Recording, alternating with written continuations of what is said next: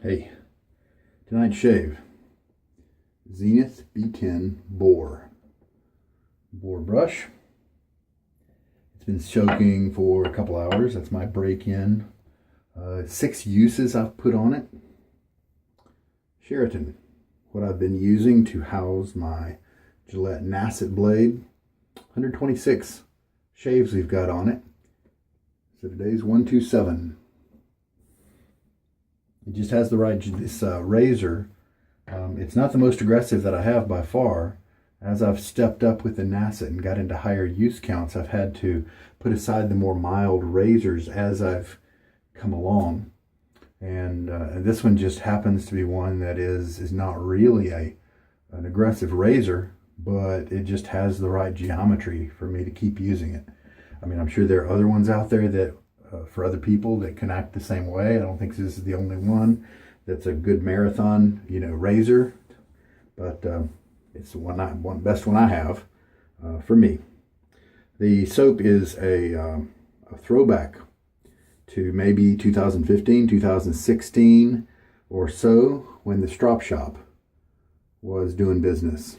This is a special edition, and from an article I just read, the special edition was it told you a little bit about the formulation. Like it had, I think the special edition at one point had 2 butters. Maybe it had tallow. Yep, it does say tallow. So I think this one's got a couple of butters, like maybe shea or mango or something like that. And then it's got the tallow as well. There was another edition that had lanolin, but I don't know. Maybe this one did not. Baker Street, very popular scent for them at the time.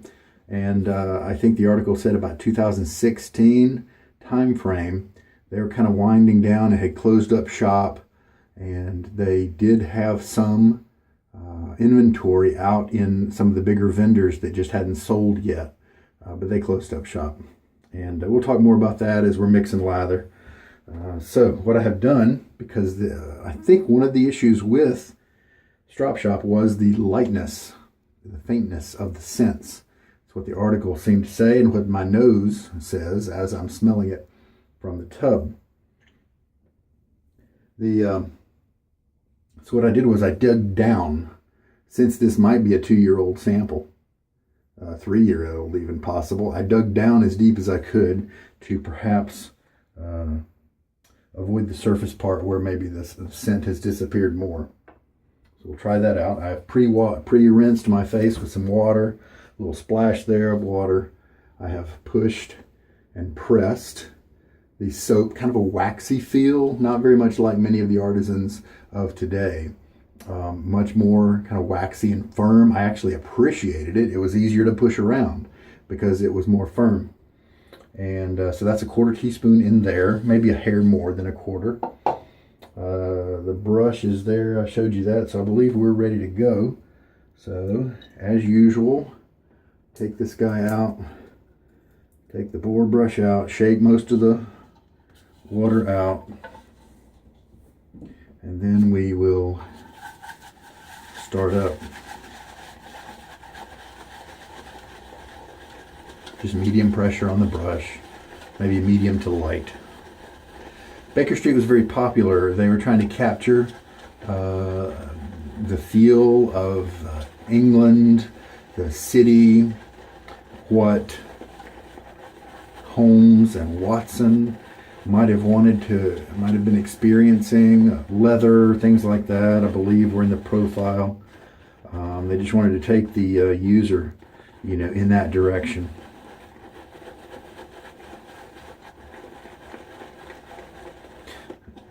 The article was, what can we learn from the door closing of this soap maker? Now look at this. This is already nice puffy lather. It's kind of dry, so we can tell by the way it looks. I'm definitely going to keep adding the water. What can we learn from the closing of Strop Shoppe? Well, a couple of things that he mentioned, and this is from Sharpologist, Mantic59 on who is Mantic59 on YouTube, and so I think he's a pretty good guy about shaving info. I certainly have learned a lot from his videos. And so his opinion was that we could learn about the design of the artwork for Strop Shoppe back when they began, right before, kind of during this whole wet shaving resurgence came about. A classic looking label like this was understated and probably welcome on one shaving table or den or counter. But then as the years moved on and other makers came in, got really crazy and sophisticated with the artwork, sometimes modern artwork, sometimes just kind of really classy looking artwork, you know, it just began to maybe put this one down a peg or two, and they just didn't adapt, they didn't change. And that was one of the points. This is looking pretty good. Let's go ahead and put the other teaspoon in there. So now we've got 2 teaspoons in the lather. What else did the article say? Mentioned something about customer service. Maybe they didn't, you know, they didn't reflect very well on the customers. You know, maybe they were just so busy pushing product out that they, you know, didn't pay quite enough good attention to the customers. I think he also mentioned there was some confusion with the different lines of soap that they had. You know, they had the limited edition, the special edition, you know, that sort of, and the soap strength. He said that that seemed to be one of the issues, was that maybe people were complaining that the soaps weren't strong enough.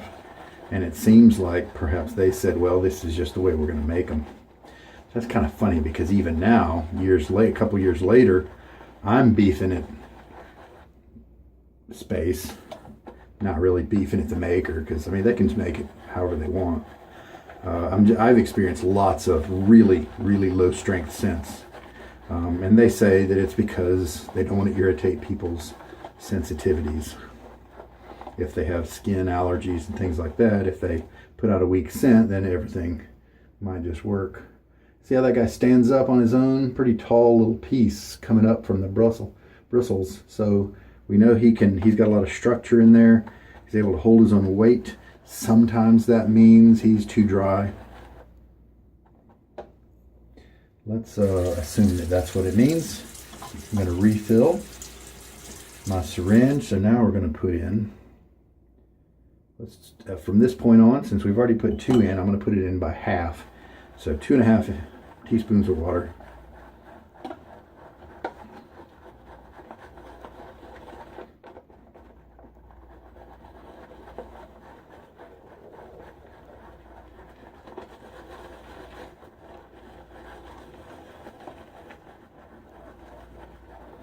This is my Roger Quintero designed lather bowl, and he 3D printed it for me. If you want to find a 3D printing service, there are some online ones out there. Sometimes a public library might have a 3D printer. Then you can get the files off of the Thingiverse website and print your own. This is the XL size, about 140 millimeters from the interior of the rim. I like the big size. That's what oh yeah, this is exploding. There's a lot of soap here.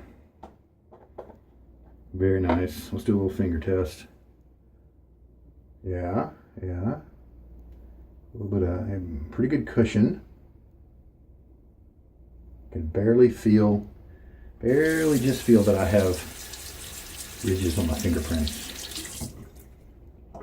Let's put just a little bit more in. And so that is 3 teaspoons. Really going to enjoy using this brush. This one is breaking in really nicely. It's already very comfortable. Has been for a few uses now. 6 uses is how many I've put on it, and I think it was almost new when I got it. Didn't really look like it had been used. And this is a budget brush. It doesn't cost very much. Really like this one. And it's a Boar, you know, so we're training it. It's not going to start out and stay that way. It'll change and get better over time, and then it'll settle down and you'll be able to use it for years. Lots of lather. Lots of lather. Oh, it's starting to get a little softer. Yeah, oh, look at that. Look at that right there. See?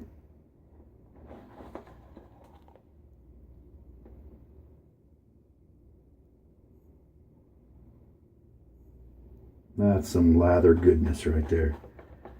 All right, I think let's use that. If it still needs a little bit of water, what I can do is squirt my face with my gun, or before each pass, leave a few extra droplets on my face. So we're going to go with that. Looks terrific. I did not pick up too much of the smell when it's down here. A lot of times that's a really good check for me. If I can smell it when it's down here and I'm operating the brush, swirling and turning, mixing, and if it comes up to me, then it's usually going to be a good strength that I enjoy. It's not doing that. So maybe this is like what that article was talking about. It's not quite strong enough for a lot of people. All right. Do another rinse right before I put the lather on. All right. Smells nice.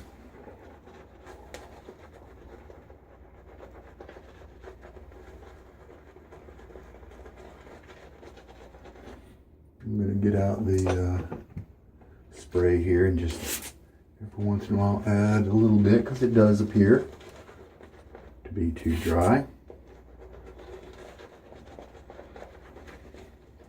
I like to put water on it via the spray, and sometimes I'll put the spray right up in my neck because the smaller droplets seem to distribute a little better. Holy cow. If this is this concentrated right now, and starting to build up on my brush, then I have just made many passes of lather. Now I like that. I like the fact that a little soap goes a long way.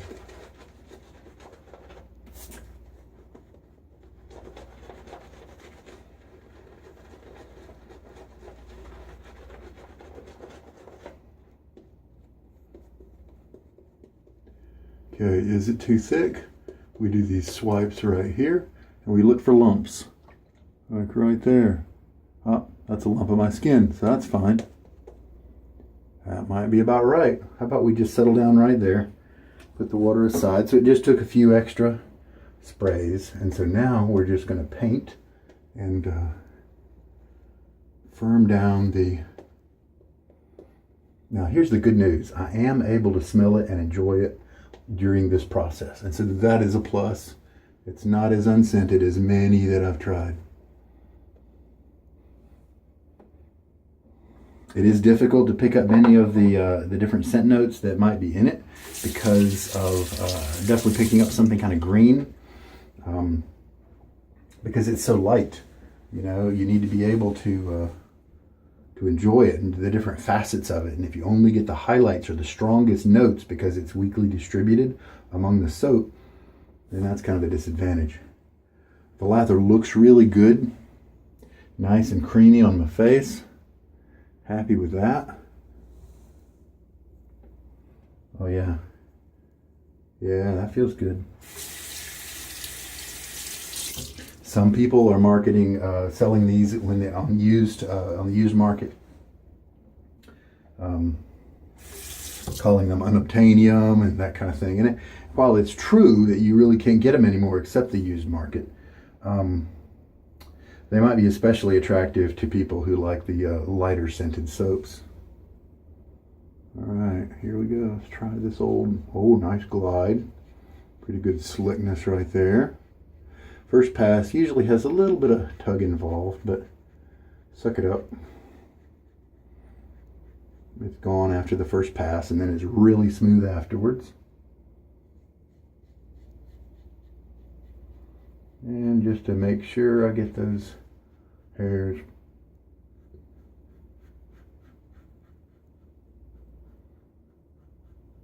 I do kind of a buffing motion like that. Getting good glide from the soap. The scent is lightly available to me. in my nose.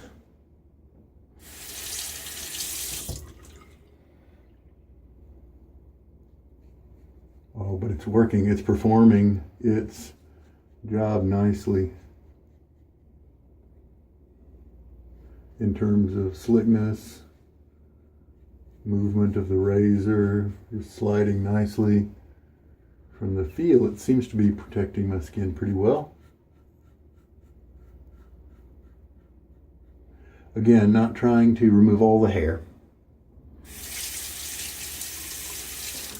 Also, if you go to rinse, oh, you know what? I was reading online yesterday. I found this great tip. I don't think I have anything with me right now to use it. But the questions online were, you got a sink, you got a water faucet. What do people do? Do you do like I do and turn the faucet on and off during the shave to do rinsing and, you know, face rinsing and razor rinsing? Or do you fill the whole sink up or a basin up and then go for just use that as a supply? I don't like the scum that gets around the sink, and I've got kids, little boy, and so who knows what has touched this sink. So that's why I don't fill the sink up. I also just use cold water. I use cold tepid tap water, whatever comes out of the cold, and I'm not trying to maintain any kind of heat on my lather bowl. That's one reason some people fill it up with hot water. And I don't want to wait for the hot water, so don't have to worry about that. But the person had kind of a hybrid idea. Take a small, maybe plastic container, maybe about the size of a large lather bowl, maybe about this tall, something like that. Put that under the faucet. Use that to rinse your razors, so you don't have to turn the faucet on every time you want to rinse a razor. And then when you do the rinsing of your face, just turn the faucet on. Use that for the rinsing, and while you're doing that, it is now clearing that little tub of water, so that then your next pass has some nice clean water to do the rinsing again with. So I'm going to look around for one of those, incorporate that into my routine. All right, so now let's go down. No irritation, face feels great. Let's go down to do a rinse. The rinse right there was not super slick and creamy, but that's all right. Sometimes that's the way it happens on the first one. Okay, let me just hydrate my face a little bit more.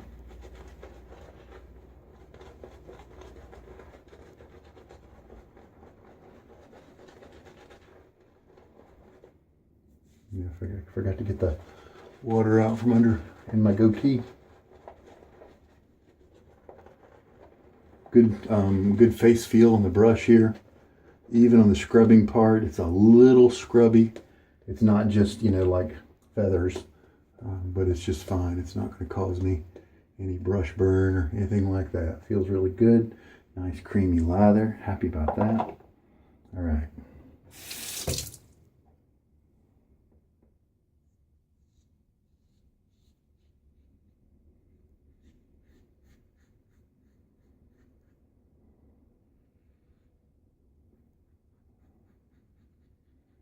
Very comfortable pass now.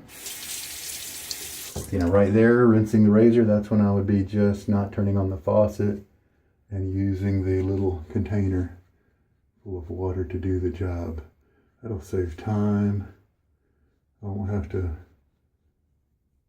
operate the faucet all the time. I like that idea. I think it's great in theory, so we'll try it out.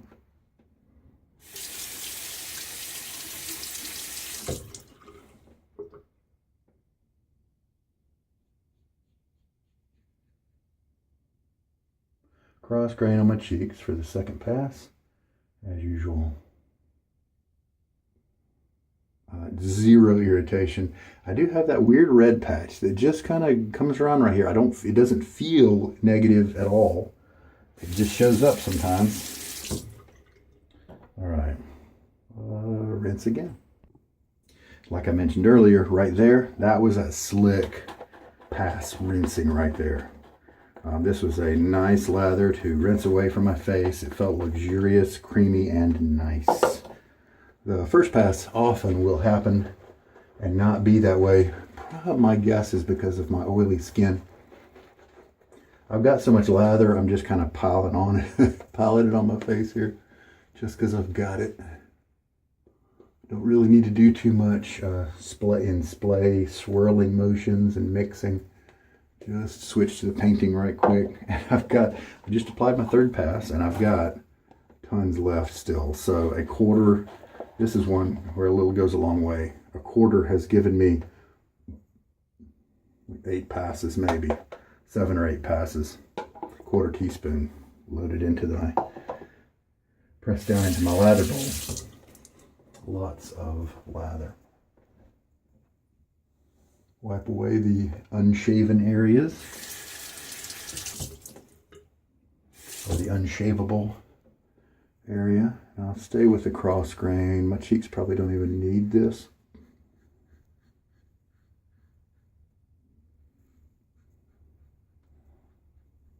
Get such a good, I think most of us get a good shave on our cheeks.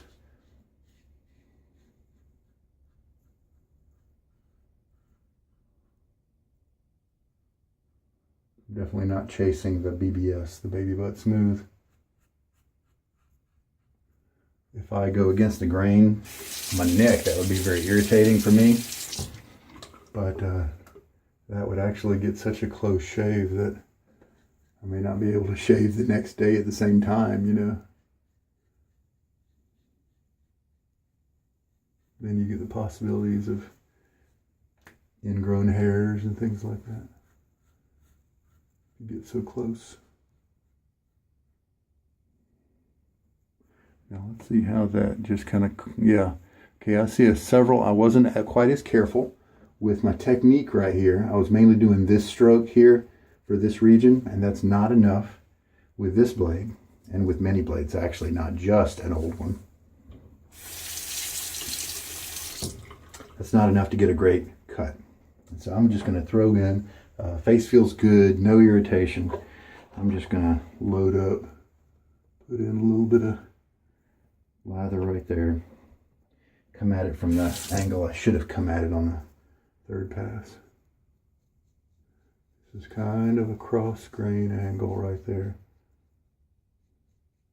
Take short strokes so that I can kind of feel when I start to head into the zone where I'm irritating my skin by going kind of against the grain. And that has proved to be a good technique for me. You know, you may not need that kind of strategy, but a lot of people do have at least one area on their face that's kind of swirly and weird. And some guys, man, they have a rough time of it because it's just swirly and crazy everywhere. It's a very good shave. I'm really happy with those results. There's a reason this company came in. I think the article said they were like a 4-year company. So I guess that means they started in about 2002-ish and then quit, 2012, and then quit about 2016. And so I could see why they are popular and why there's still people who have their soaps. Because number one, a little goes a long way. It's possible you may need to use half as much of this soap as, you know, a more conventional, higher quality soap that is from a current artisan. I think the article said it had reasonable post-shave accommodation and features. Doesn't really matter too much to me. I've got oily skin and I've got a balm I put on anyway. Oh, hey, you know what? Witch hazel. I'm going to throw on some of that. This is filled with Thayers Unscented. Spray a little bit on my hand. Use that to apply it. And I waste less because less of it falls through my fingers. All right. It's alcohol-free. It is a dilution of witch hazel. If you get full-strength witch hazel, it stinks. It just does. This has aloe juice mixed in as well. I like it. Unlike alum, you don't have to rinse witch hazel away. Alum is a salt, and so if you do use that after your shave, you should rinse that away in a couple of minutes after it does its work. All right, so I think I already showed you the large amount of soap that we still have. That's fun. And we had some boar hairs here, so we'll just clean up while the witch hazel sits in my skin, and we'll figure out something to put on as a post-shave product, and I'll be back. Here's something interesting. This is the Zenith B10. It's got a pretty dense boar knot here. And I just took a look at it, and not a lot of the hairs, the tips of the hairs are splitting. And that's one thing you want to have happen with your boar. And all of them do it, but they do it at different rates. And I have I think it was just yesterday, I used a Stirling boar brush, a nice little boar brush, and similar to this one, it has a nice dense knot. But that one's more scrubby. And so, but it's interesting because I guess these tips here are finer than the one on the Stirling, because both brushes seem to be slowly splitting the tips. This one's softer, and so one might assume that the tips are splitting a little quicker, but it's not true. So that means that these tips and these bristles here are different than the ones that Stirling is using. And so once everything gets broken in and all that, it'll be interesting to see how the two brushes compare after all the tips have split and all that stuff. And it's also splaying a little bit more slowly than like the Simogues, for instance. I did have to modify this brush a little bit. It had two rings around this, and the rings came to kind of a triangle, both of them, and they just really irritated the heck out of me. I mean, maybe they looked nice, and maybe they were put there to give you some grip, but they were like knives, like dull butter knives cutting into my skin every time I wanted to use the thing. So out comes the Dremel and away goes the ridges, and so that's why mine looks a little weird. All right, another great outing for this brush. Face still feels great. I have zero irritation, no bleeders, weepers, or anything like that. So that's good soap. So here's an interesting question regarding Strop Shoppe. What do you do with it if you got 3 or 4 tubs of it? I purchased a couple of lots of maybe 10 soaps or such, and they've had Strop Shoppe soaps. Now I've tried the black tie, I believe. I've tried one other one, and I now have tried the Baker Street, and it's a nice scent. I enjoyed it. It's kind of mono-dimensional because not enough of the complexity reached my nose, since it was just a little on the weak side. What would I say? 4 out of 10 maybe? Yeah, I'd say a solid 4 out of 10. If it's possible that my nose is more stuffed up than other people's, or another person has a more sensitive nose, I could say 4 or 5 out of 10 in that sense. But here's the problem. Here we've got this soap. What do you do with it? Maybe sell it to somebody else who likes light scents. That may be the best thing. But if it's not sold anymore, and if you've got a large enough inventory that you're not going to get through all your soaps, there's other ones that you enjoy more, then you probably need to move these on, right? So there's that, and there may be people out there who are looking for the weaker scents. It's cool that the scent, I don't think the scent has faded too much because of age, because I did dig down, as far as I could to get that sample, and so that's pretty neat. I think they're just kind of scented a little bit on the weak side just because they are.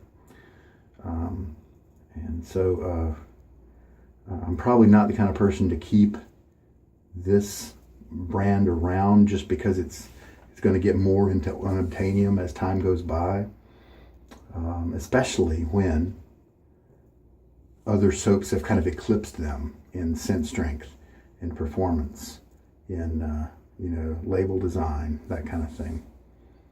And there might be some people out there who just love Strop Shoppe, so they may enjoy getting to use those soaps. So I think I'll evaluate each one individually. There are just so many good soaps out there But even if you just collect one from each maker, you could end up with a big old den of soaps. And with the Strop Shop, if I had a small collection of soaps, like 6 soaps or something, then I could definitely see keeping it, because it's very functional. It gave me a great lather. I'm really happy with that. The scent was there to a degree, and so it was available to me to use. So, you know, why not keep it and use it and enjoy it? Fulfill its soap destiny. All right, so I will probably pass on the different ones that maybe aren't strong enough for me to really take full advantage of, because there are definitely some people out there who prefer the lighter scents. And so let's pass these on to help them. So how much water did I use in this mix? 3 teaspoons. And I probably should have done 3.5. Decided to go with some Chatillon Luxe Bon Vivant Aftershave Splash. Just a little bit there. The witch hazel is kind of helped to work into my skin, protect it there. A little bit of alcohol on here. I didn't really feel any stinging, so it's all good. That's a good scent. I like that. A little bit of woody, a little bit sweet. Good shave. Really happy with that all the way around. The blade and the razor just do a great job, and they just continue to be consistent. A little bit of tugging on the first pass, but just not a problem at all. And we'll just keep on trucking. And I had a thought that once I get to 130, do I want to move on and do the next 10? Because sometimes you get momentum. But I thought, you know what? I don't think I will, because if I move on and do 100 and go up to 140, then I will not be able to resist going all the way to 150. And that's and so I think I'm going to pause at 130, do 130, and then pause. And then when I resume, I'll do up to 140, and then keep on going up to 150. So 20 shaves in a row with the Nacet to get to the 150 mark. And then I'll probably have a break then where I can use my more mild razors in various other enjoyable blades. Got a lot of choices in this hobby we have. The brush, I did great. Little tiny bit scrubby. Almost you don't even notice it. Lovely bristles. Nice enough splay. Holds plenty of soap to do the job. The Zenith, I'm really impressed with the Zeniths. So there we go. I hope there was something here for you. You take care. This is Sugar Daddy Shaves. Good night.